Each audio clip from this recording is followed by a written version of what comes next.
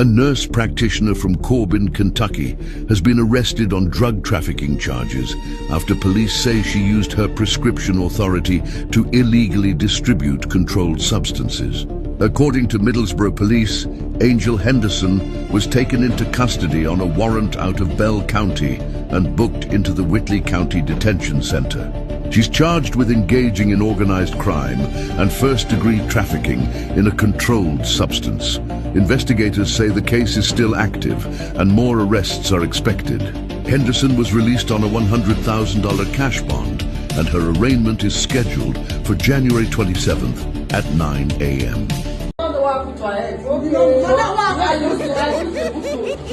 You use the book to eat her. I use to stone her, that's all.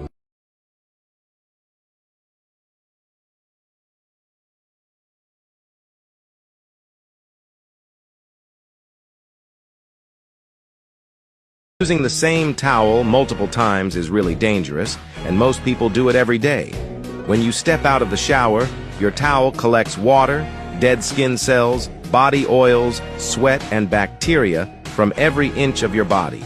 And once the towel gets damp, it becomes the perfect breeding ground. Within just 24 hours, a used towel can grow millions of bacteria, including E. coli, staph, and mold spores.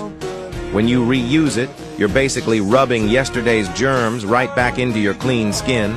Those bacteria can cause acne, fungal infections, rashes, and even infections if they get into small cuts or pores. And the smell? That's bacteria having a party. Dermatologists say towels should be washed after every use, not once a week. So if your skin has been breaking out, itching, or smelling strange, the problem might not be your shower routine. It might be the towel you keep reusing.